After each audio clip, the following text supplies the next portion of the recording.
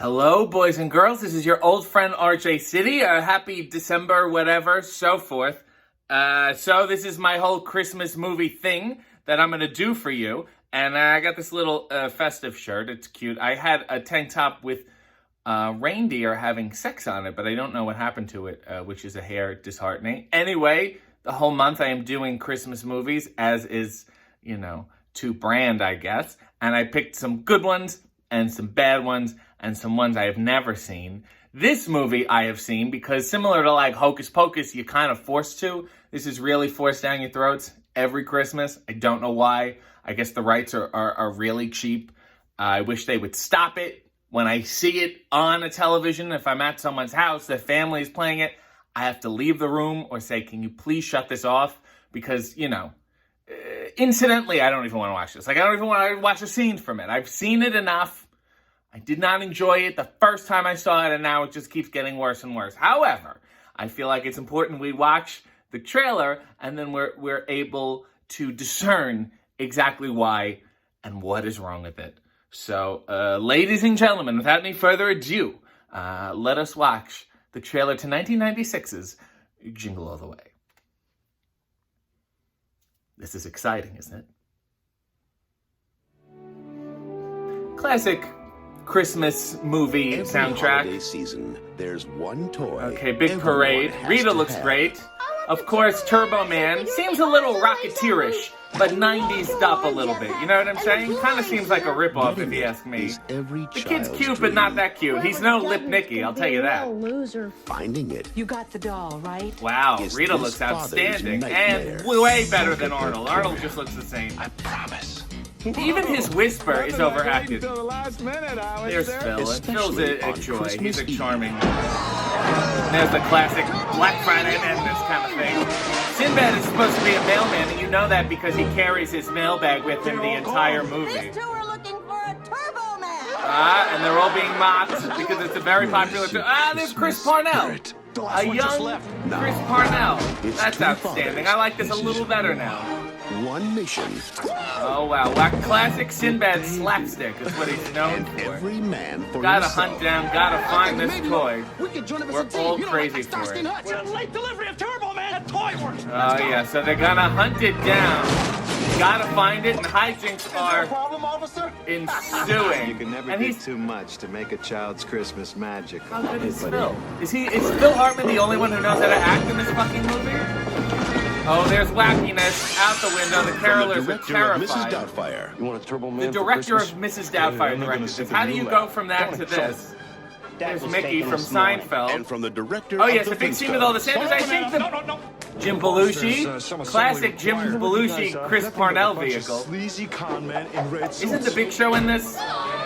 Isn't he a giant Santa? Or am I thinking of something else? Sinbad. Arnold's got to do some action, or else he has no purpose. This man is totally insane. Classic trope of the unstable mailman. Once a year.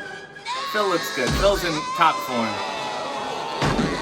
Right, of course. Jingle all the way. There we are. You Oh, picked lest the we wrong forget day. the wonderful Schwarzenegger versus reindeer showdown. Well, that was something else, and has given me a lot to say. On the surface, it doesn't seem so bad in the sense that it's a 90s family Christmas film and whatever. I will say this, Arnold Schwarzenegger is fucking terrible. It's one of those weird things where, like, he's playing a normal guy, and that makes it more weird. Like, you're a bad actor when you not playing a robot is unusual. Like, it throws people off. Like, I was expecting something to be wrong with you mechanically. I can't accept you as a full human being, let alone a father, let alone having sex with Rita Wilson.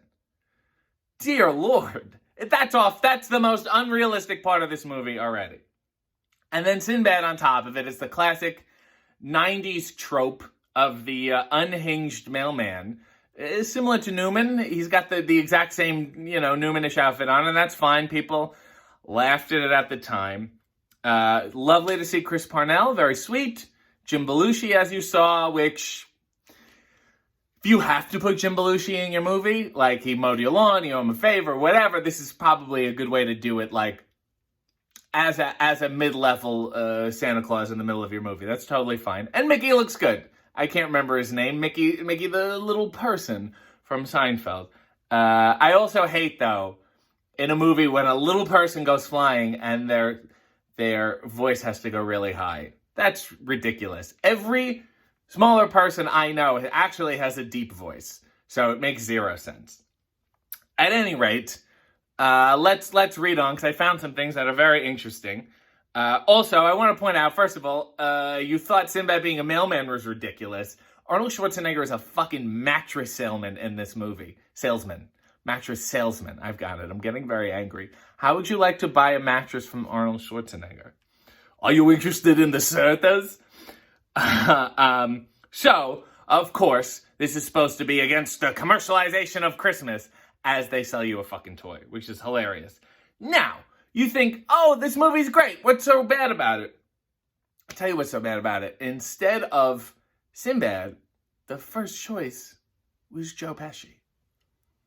So you would have had Joe Pesci and Arnold Schwarzenegger. Immediately, with one change, this sounds like a better movie, number one. Number two, I'm going to say this.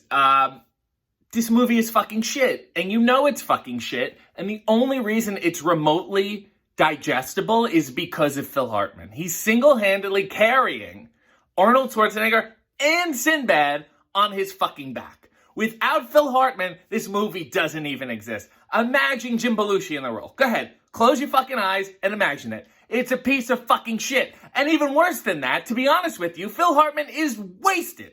They call him here, he does this carry job. That whole phone conversation, if he wasn't doing the cookies are so good, put the cookies down, you wouldn't be saying it. So thank Phil Hartman, and shame on everyone else. Also, and this is very weird. Well, hold on, we'll get into it. Yes, this is the third and final collaboration between Phil Hartman and Sinbad, which you don't think of when you think comedy teams. You don't think Phil Hartman and Sinbad. They did Coneheads, which they didn't really collaborate. They just happened to be in. And House Guest, lest we forget. So those two were before. Obviously, they were comfortable working with each other. Maybe they had a little kinship. Very sweet. And I say good for them. But, you know, Sinbad knew he's not going to fail with Phil Hartman there.